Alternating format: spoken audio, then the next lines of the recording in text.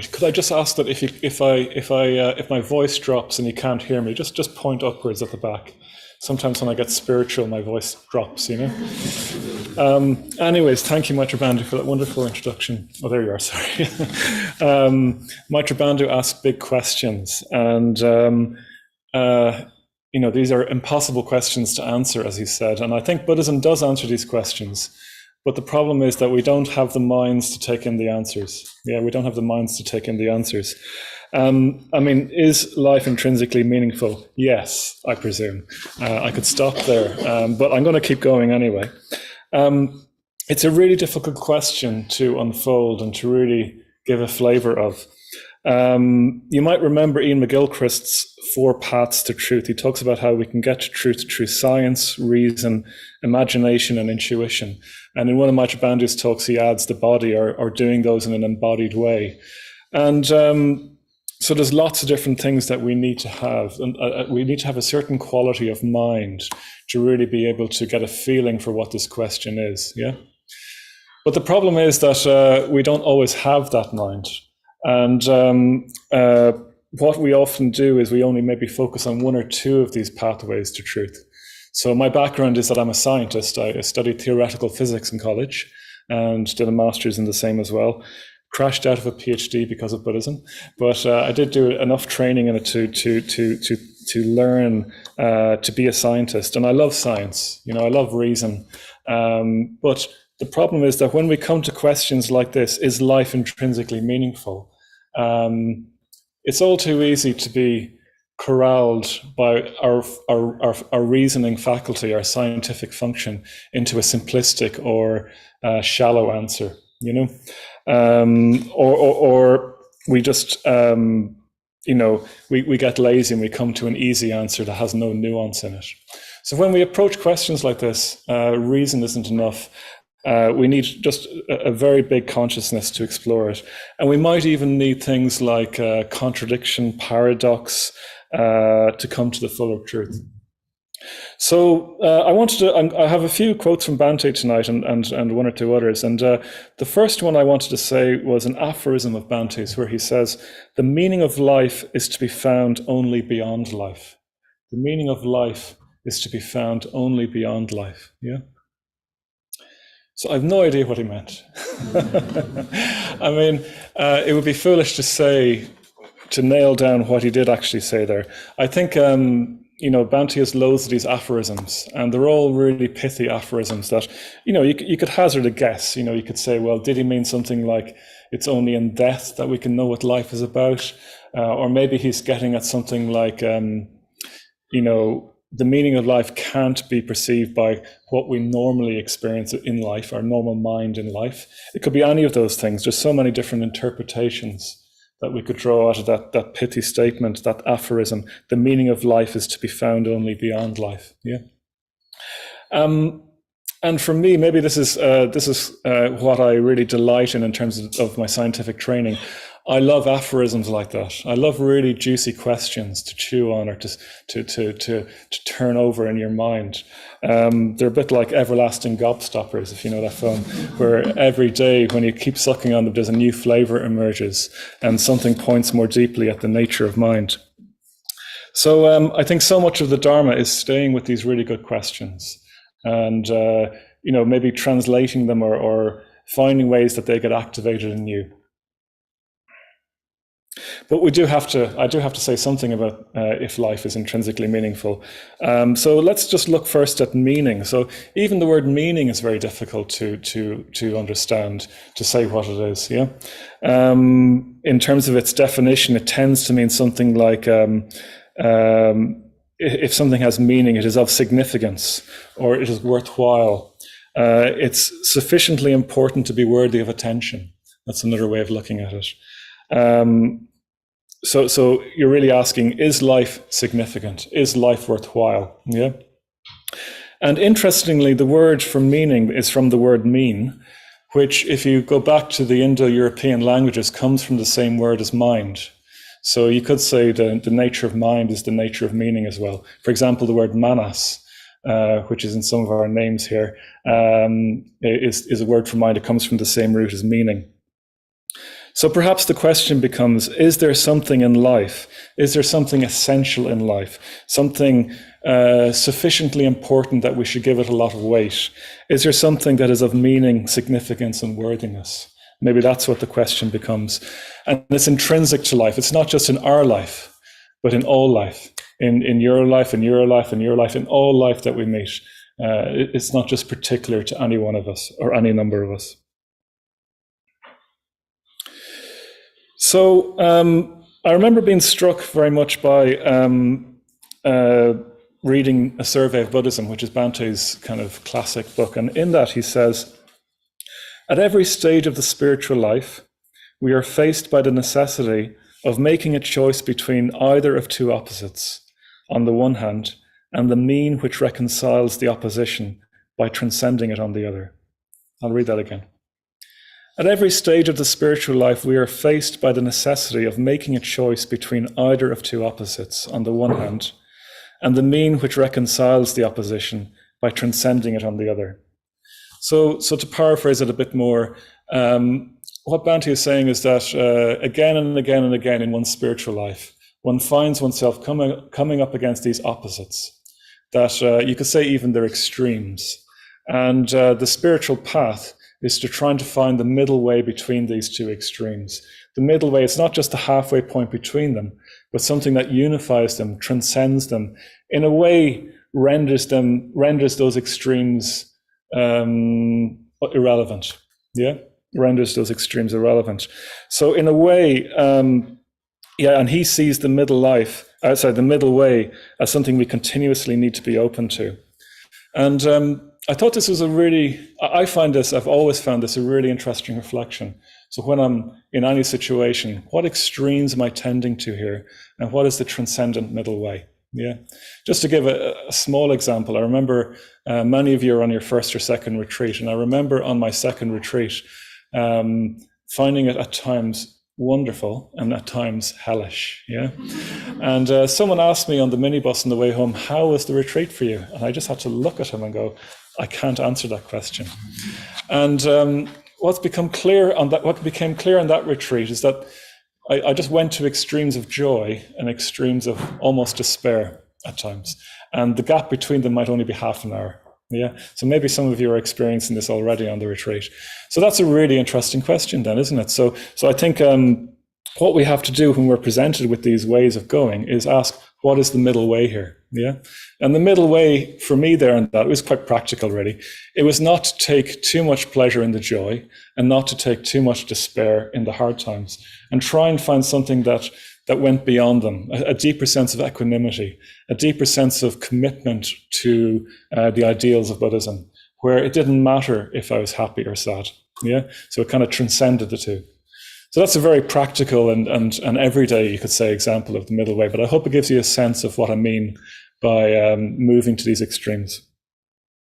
And because we have this tendency to literalism, and because we tend to fall back too much, perhaps at times, in the rational mind, I thought it might be useful to use this paradigm for looking at meaning and I think we can learn a lot by looking at the extremes we fall into, or the unhelpful polarities we fall into, and then trying to find the middle way. Yeah.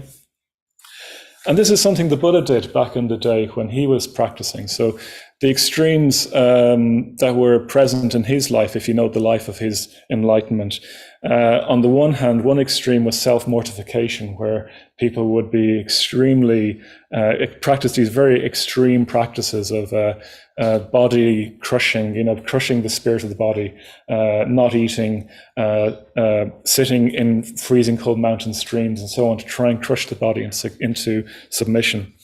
And on the other hand, the Buddha's early life, if you believe the stories, was one of complete pleasure and opulence. So the Buddha had to go and find the middle way between complete pleasure on the one hand and complete, you could say, self-denial on the other. Yeah, so it's complete self-indulgence on the one hand, complete self-denial on the other. And his middle way, was the spiral path, the law of karma, as we'll see in a little while. Or another extreme that is traditional in Buddhism is, do we have a soul that's everlasting and unchanging? Or is there nothing after death? And there are extremes as well that are very common. And the transcendent middle way there is seeing that there is something, but it is not something that we can pin down. It's ever changing, it's ever flowing. There's not nothing, but there's not nothing either. Yeah. So again, the middle way is always subtle and hard to understand with our everyday mind. Or the other classic one in metaphysics is just the question of existence and non-existence generally. And the answer to that is conditioned co-production, the middle way. So I'll come back to that again in a few minutes. But I do find this a really interesting, like I think so much of my Dharma life has been finding really good questions to reflect upon. Yeah. One I've really enjoyed reflecting on as well over the years is the question of free will. Do we have free will? Yeah.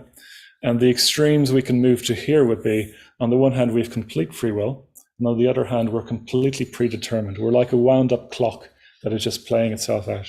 Yeah. And neither of those are subtle enough. Neither of those are true, I would say.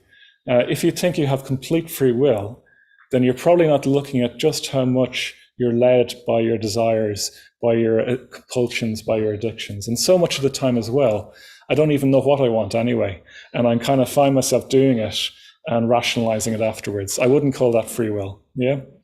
So the middle way here perhaps is something of the fact that as we practice, as we develop a more fit mind, we tend to find that we have more choice. Yeah, we tend to find we have more choice. But even that is not nuanced enough, because as we develop a fit mind, we become less and less dependent upon a self. We become less and less referenced in a self. And we start to experience ourselves in ways beyond the self.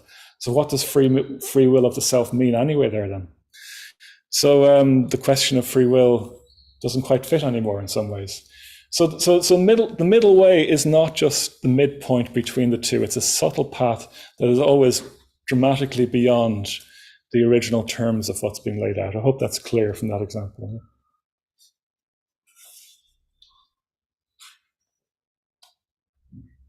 And you could say the whole Nature of Mind project, the whole project of Buddhism, is trying to find the middle way to wisdom between these extremes that life will throw up. So when it comes to whether life has intrinsic meaning, it is useful to look at the extremes and then go from there. So on the one hand, we have the idea that life has no meaning. Yeah. And if that's the case, then life is simply probably just going to be about gaining pleasure, having pleasure as much as you can, avoiding pain until the lights go out. Yeah.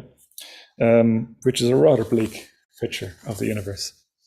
Or another version of this might be something like life simply has the meaning we ascribe to it. Yeah, life simply has the meaning we ascribe to it.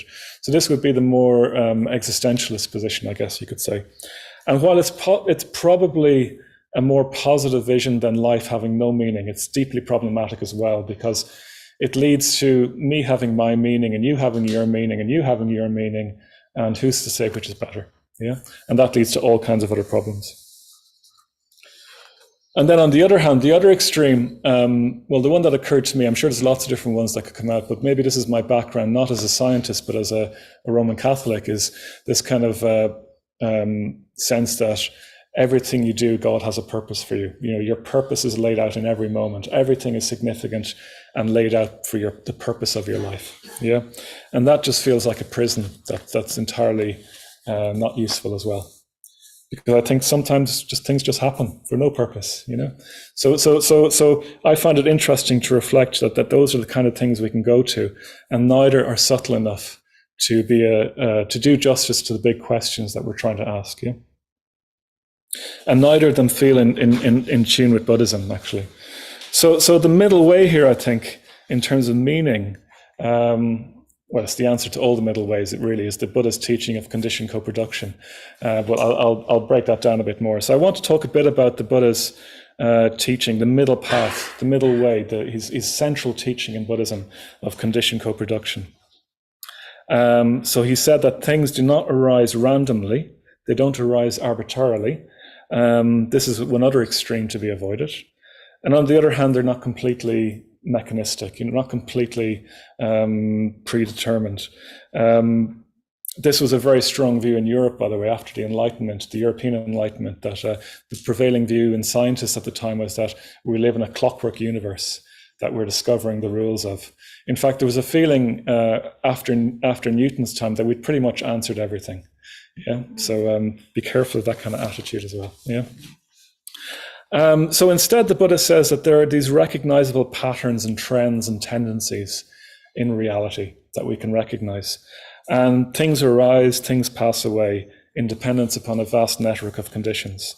And most of you, I'm sure, will have come across this teaching, which comes originally from Buddhaghosa, but has really been drawn out by Bhante and Subhuti in the last few years, which is the teaching of the niyamas, or kind of laws, you could say. So I will explore them in a moment, but just to mention that they're the physical level of things, of conditionality, biological, simple psychological, karma, and dharma. So I want to look at these now for a little bit, but I want to bring a scientific point of view to them as well, which is that I found it very useful to bring to this idea of emergence. So emergence is this phenomena in science where something emerges that is rather unpredictable from the conditions that lead to it emerging. You see it a lot in biology, and one of the ways of looking at it is that it has qualities that are there, and those qualities, none of those qualities are present in the sum of the parts that led to this emergence. Yeah. So it's a modern way of thinking, relatively modern way of thinking. It's part of evolution, really. And Buddhism traditionally never really talked explicitly about this or about evolution, although I think it is there quite implicitly. Yeah. So we start off with the physical level of the universe. The rules that I would have studied and Yanavacha would have studied in college as part of our theoretical physics, the laws of gravity, an ordering in the universe at the physical level, the physical level below the biological. And then once a certain complexity and order has come about at the physical level, something new and unpredictable emerged. And we still don't quite know how fully, which is biological life. Something new emerged out of that. Yeah. As new and as different as living cells are to sand. Yeah. So if you think about the difference in living cells and sand, who could have predicted living celled creatures from sand or minerals or whatever? And then once this biological level, or as this biological level reaches a certain level of complexity and order, something else emerged, something quite unpredictable as well in a way, which was simple consciousness. Yeah, and this was a radical departure as well. And this would be it's as radical as the brain of a dog is to an amoeba. Yeah.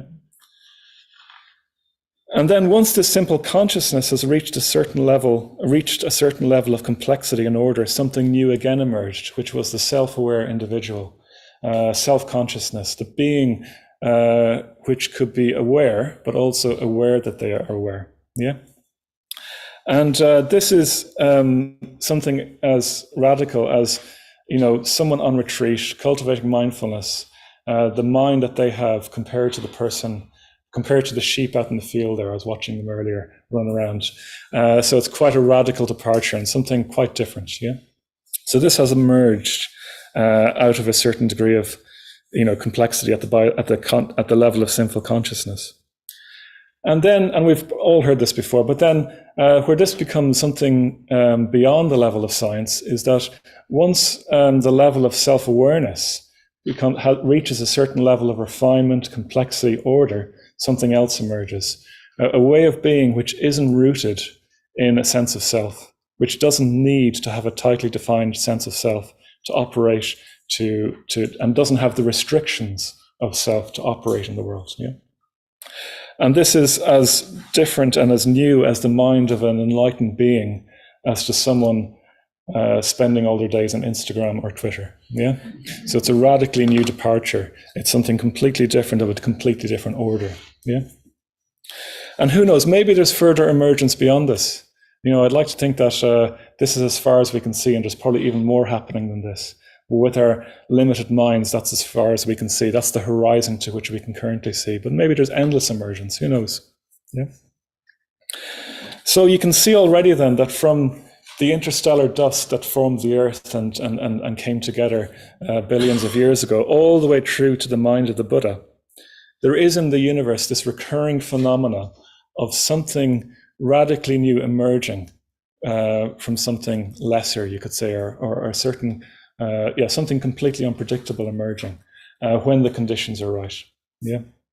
And so we live in a universe which trends towards the realization of higher and higher states of consciousness, which are more and more in tune with the way things are. So already, I think we can see that there is meaning inherent in the universe. Yeah.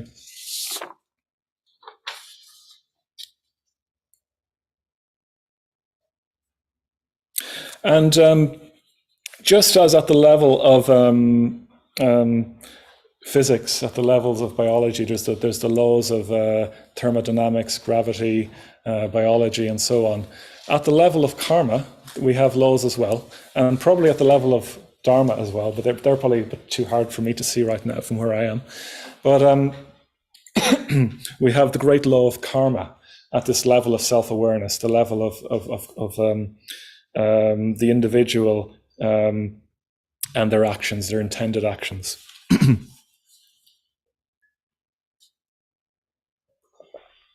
So this is the level of ethics, which I want to spend a little bit of time on. So most of you will have heard this already, but just to remind you again that ethics in Buddhism is, ethics is our intentional actions. So we talk in terms of, not in terms of good and evil, but in terms of skillful and unskillful. So a skillful action is an action which opens up our consciousness, helps us be more connected with life, with other people, moves us towards enlightenment, helps us feel happy, open, and free. Yeah, they're actions that are based upon love, connection, empathy, generosity, awareness, kindness, wisdom. And then unskillful actions are actions which are based upon the opposite of those: hatred, cruelty, selfishness, ignorance, and so on, greed. And they're actions which tend to close down our world, which tend to cut us off from each other, which tend to make our world a slightly more dark and more paranoid place. I can really recommend Vajrashura's book for a thorough explanation of all this if you want to read further, Not About Being Good. And the thing, particularly having come from a Catholic background, the thing I love about Buddhist ethics is that it puts the responsibility back on you firmly. You have to decide. You can't tell from the outside particularly. Maybe you can if they're like killing someone or something, but it's very hard to tell a lot of the time if an action is skillful or unskillful simply by its external expression. It is the intention, although the external expression is important too. And it is a skill. So it is a skill. The analogy Subhadra makes, she's a great cook, is cookery books. You know, you can read about cooking, but until you do it, until you acquire the skill of cooking, you won't get better at it. And until you live out an ethical life and try and base your actions more and more upon those positive states of mind, you won't really learn what ethics is. And if Buddhist ethics boils down to one thing, it's about being less self-preoccupied. Yeah, being less self-preoccupied, being less self-orientated, getting caught up less in your own dramas and taking in other people more. Yep. So, and all of this is described in the law of karma. So the law of karma simply says that actions have consequences. Skillful actions lead to positive consequences. Unskillful actions lead to negative consequences. And karma simply means action or willed action. Yeah. And we have the karma, the action, and the fruit. And it's very, very misunderstood. Karma doesn't mean predestination. It doesn't mean punishment. It doesn't mean destiny. It doesn't mean fate. It doesn't mean that everything that happens to you is your fault, all those kinds of things. I remember one time Madonna had said something very unfortunate about karma, that things that had happened to people, it was because of something they'd done in a previous life. And usually when this happens, your local Buddhist centre will get a call. And I had to go onto the Irish National Radio and explain how this wasn't the case. It was my 5 minutes of fame. And but there's so many different levels at which things can operate. You know, it could be that you feel unwell because of your karma, but it could be that you're simply sick. Yeah. I remember a friend of mine one time being on a solitary retreat, and it was quite intense for him. And he felt like he was processing all this pain. And then he went to the doctor and he discovered he just had a collapsed lung. So, and he'd been working with this for 2 days. So you can never tell. You can never tell. You have to be very careful ascribing things to karma. That's a true story, I'm afraid. So that's the first thing. You can't blame people for their misfortunes. The next thing to say is that all of our actions includes our thoughts and our intentions, and our emotions are themselves actions as well. And you'll see this on retreat. Your intentions can have a powerful effect on you, particularly on retreat. And then the third thing to say is that these are natural laws, just to really bring that home. It's just like apples fall from trees, karma, actions have effects, yeah? And the Buddha didn't invent karma any more than Isaac Newton invented gravity. Yeah, he just described how it works. Yeah. But wouldn't it be interesting, though, this might be another reflection for you, we take the law of gravity very seriously indeed, yeah? If you want to see how seriously you take it, just go up and climb up on top of the roof there and stand at the edge and see how you feel, yeah? And wouldn't it be wonderful to take the law of karma as seriously as we took the law of gravity, yeah? And yet, karmically speaking, we're probably jumping off roofs all the time, you know, or staggering very near the edge of the precipice all the time. We don't take it really seriously enough. Anyways, just another reflection to think about. And another way to look at the law of karma is that we're constantly re-becoming. Yeah, we're constantly re-becoming. At every level of the niyamas, at every level of those, the physical, biological, simple consciousness, karma, dharma, at every level of those, there is constant change. Yeah, and it's easy to see this in the physical universe. We can be a bit more resistant to seeing it in our bodies as we get older. And you can on retreat really see this in your mind as well, just how much everything is always changing. And so we're always re-becoming. Our minds and our hearts are never still. And we're always re-becoming. And the world around us is always changing. That is also re-becoming all the time. And so in a way, the Buddha, when he talks about conditionality in its full breath, is talking about a huge river of conditions that carries us on in our lives. And it's very, very difficult to fathom this. One needs an enlightened mind really to see this. One needs a really fit, broad mind to see this. And a lot of the time we're swept along by unseen currents in our lives, karmic and otherwise. And when it comes to karmic, I'll just mention briefly that there are two predominant ways this re-becoming occurs. Yeah. So the first, and Bhante Sangharakshita has talked a lot about this. So the first one is that we can go round and round with the same old habits predominating. This is cyclic conditionality. Particularly, I think it's about where we're blown around by the worldly winds, being preoccupied with pleasure, trying to avoid pain, trying to gain things, trying to avoid loss.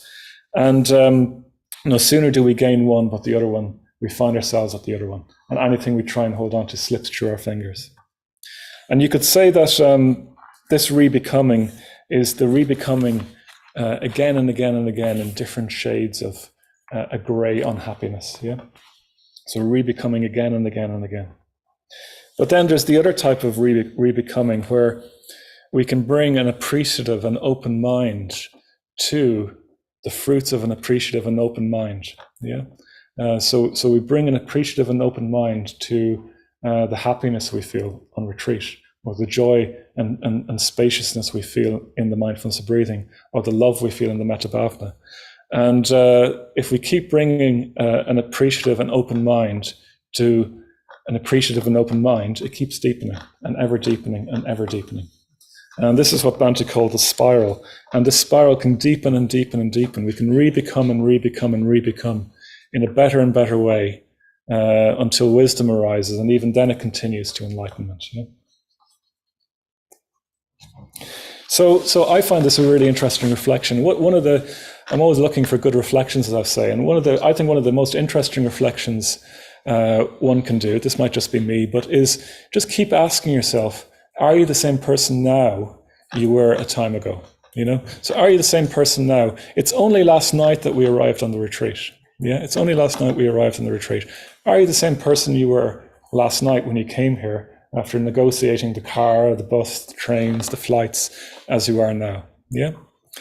And this one might keep you awake, but when your head hits the pillow tonight, will that be the same person who wakes up tomorrow?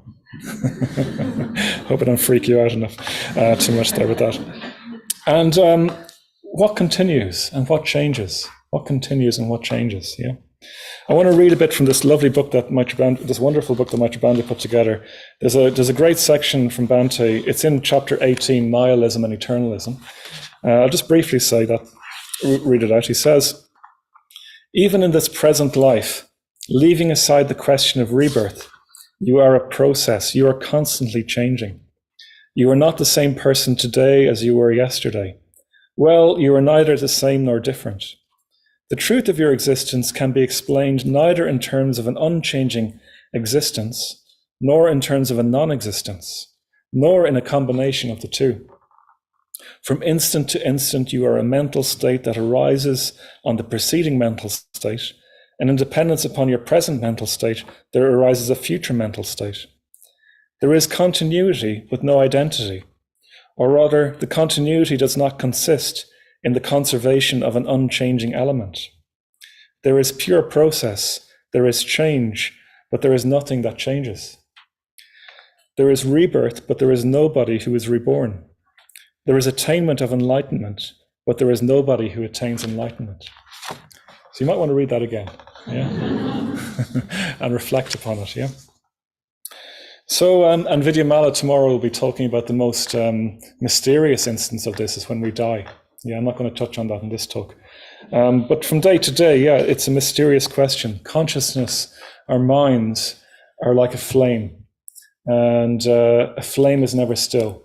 It's always arising in every moment. Yeah. Is a flame ever the same from one moment to the next? And so in a way, our minds and we ourselves, we're dancing flames rather than solid pieces of wood.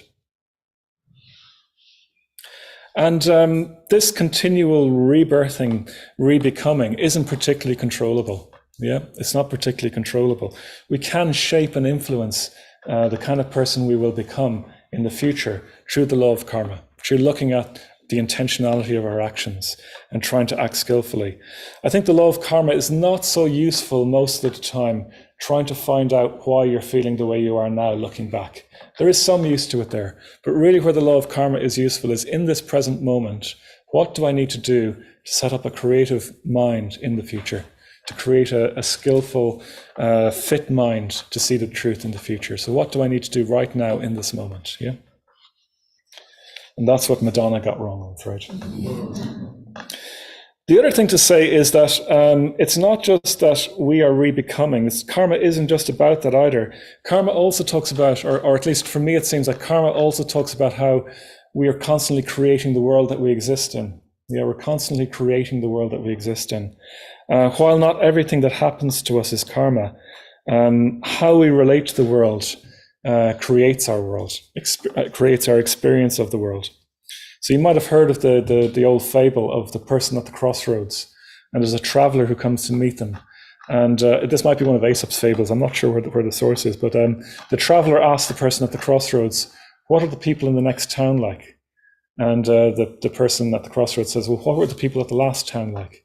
And the traveler says, "Well, they're all out to get me. They're trying to swindle me of my money, and they didn't seem very friendly." And the traveler goes, "Oh, right, they're like that at the next town as well." And then the next traveler comes along a little bit later, and he asked the person at the crossroads, "What are the people in the next town like?" And the person there asked the traveler, "Well, what were they like at the last town?" And the traveler says, "They were decent folk, actually. You know, they hadn't much, but they were open. We could connect with each other, and I had a rich time there." And the person goes, "Well, they're like that at the next village too." Yeah. And it's a very simple story, but I think it communicates something of the nature of how we really underestimate just how much we create our world with our karma. So karma really means, as well as intentional action, that we're sensitized to that in the world which reflects our karmic tendencies. Yeah. So we see in the world, we move towards in the world, we highlight in the world, we focus exclusively on in the world, and we feel most comfortable in the world, that which reflects our own karmic dispositions and tendencies. Yeah. And in a mysterious way, we even attract that in the world to us, which reflects the karmic dispositions of our mind. And we tend to block the rest of it out. Traditionally in Buddhism, when we die, we karmically choose to come back with a human body because that's what's familiar to us. That's what freaks us out the least, yeah, in the face of the complete spectrum of what's possible. So even by choosing a body, we probably close ourselves down to such a narrow band of what's possible to experience. Yeah. So that could be something else you could reflect upon. And the Buddha says that we dramatically underestimate just how much we create our worlds. We dramatically underestimate just how much we create our worlds. And he talks about how our worlds are mind-made, mind-led, and responsive to the actions of our mind. Yeah. So our worlds are mind-made, mind-led, and responsive to the actions of our mind. And again, I think that story of my first or my second retreat, where at times the retreat was heaven and at times the retreat was hell, illustrates that very well. Yeah, illustrates that very well indeed. But so we live in a kind of sometimes this can be really tiresome because you just see just how endlessly we create this world of our karma. Yeah.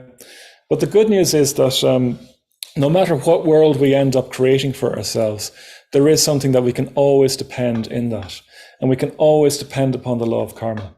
We can always depend, no matter what kind of world we create for ourselves, we can always depend that if we act with a skillful intention and avoid acting with an unskillful intention, that we will make things better. We will develop a more fit mind. We will create a more enjoyable and connected world for ourselves, and a world that is more in tune with how the universe really is. Yeah. So we can always depend upon the law of karma. It's completely dependable. Skillful actions will lead to greater freedom. Unskillful actions will lead to less freedom. Yeah. No matter what kind of world you create for yourself. And the more and more we can create a fit mind, and the world that comes out of that, the less dukkha, the less suffering we'll experience, the more connection with others we'll experience, and the more, in a way, our worlds will overlap with each other, and we can work together more fully and experience connection with each other as a spiritual community. Yeah, and hopefully you get a taste of that on retreat. In a way, the world that you create with your mind becomes less important, and you start to tune into something deeper and richer and shared together. Yeah. And perhaps this is one of the reasons, to paraphrase Bhante slightly, he talks about how wisdom is much more likely to arise when we're practicing together than on our own. Yeah. But it's not just that. It's also that as we keep practicing, as we keep purifying ourselves at the karmic level, something new can emerge. So you remember earlier, emergence. And to throw in another little aphorism of Bhante, he says, no accumulation of karma can get you to nirvana. Yeah, no accumulation of karma can get you to nirvana. So that's not meant to be discouraging, by the way. It is important to accumulate good karma, or to accumulate a pure and fit state of mind. But what he's saying is that after a certain point, something else begins to emerge, the dharmic level of things, a mind less and less rooted in you doing certain things, and more about just aligning with the good in the universe, you could say, to put it very poetically. And this state of mind is as far beyond your everyday mind as your everyday mind is beyond those sheep in the field. Yeah, but we can start to experience threads of that emerging, even on your first retreat, even in your first meditation. Yeah. So, anyways, to start to wrap up, so we're talking about does life have intrinsic meaning? And we're trying to avoid the extremes that life has no meaning on the one hand, or life only has the meaning that we give to it in our minds, in our imagination, or on the other hand, everything, an objective meaning given by an authority. So karma, the law of conditionality, the law of karma points to a different kind of universe, something intrinsic in the universe where when the conditions are right, something unforeseen can emerge, something of the deepest meaning and significance and value can emerge. This is what Buddhism is pointing to. It's not really an answer as such. There's no answer, this is the meaning of life. But what it does point to is where a life of meaning lies. It points to a kind of a better way into the question of meaning in the universe and where we can move towards it and where we can find it. Yeah? And we can trust in karma. We can trust that, the Buddha did teach this to his followers. And it's a natural law in the universe. Just as apples fall from trees, this kind of deeper and deeper emergence is fundamental to the universe. So I wanted to finish by saying that we can, whoops, sorry, everyone on the line, you got to kick up the microphone there. We can test this out this week for ourselves in this retreat, yeah? So everything in Buddhism is meant to be tested out for yourself. You're meant to bring it into your experience. And I wanted to share a story. It's a science story. I love these science stories. So back in 1971, the astronauts of Apollo 15 landed on the moon. I think it was one of the last moon landings, and they did a completely unnecessary and wonderful experiment. It was a lovely piece of scientific theatre, and it harked back to Galileo in the late 16th century, where he was positing that in gravity, any mass will fall at the same speed on Earth. Yeah, you've studied physics as well. You know this one. And the experiment, the story goes that they were dropping different sized cannonballs from the top of the Leaning Tower of Pisa. They probably actually never did that, but that's the story. So as a piece of theatre, the commander, David Scott, did his experiment on the moon where he took a hammer and a feather and he dropped them at the same time. And they both fell to the surface of the moon exactly at the same speed and hit the ground at the same time. Because on the moon, there's no air. So there's no air friction to get in the way of the feather falling at the same speed as the hammer. And demonstrating that Galileo's theories were true. They knew that anyway. Again, it was just a piece of theatre to illustrate something. And you can watch this on YouTube, but not on this retreat, but when you get back. And it's a very grainy video. And at the end, you just hear David Scott saying, "How about that?" in a really amazed voice. Or to translate it from the American, I think he's saying, "Isn't that incredible? Isn't that incredible?" Yeah. So we're like astronauts on this retreat. We've gone to the moon. Yeah, we're in this beautiful moonscape. I would love to go to the moon and see the moon, by the way. I think I've always wanted to be an astronaut, but this is the closest I've got. But going to the moon in your mind. But this week we're in a magical moonscape where the normal frictions of life aren't there. Yeah, and we can really try these things out. We can really try out the law of karma, just as those astronauts in the Apollo 15 were trying out the law of gravity, even though they knew the right answers already. Yeah, we can look at the workings of karma operating in our lives, be they as light as a feather or as heavy as a hammer. Yeah, and we can set up the conditions for some kind of deeper meaning to the universe that's intrinsic to the universe to unfold. And again, isn't that incredible that we can do that? So, thank you.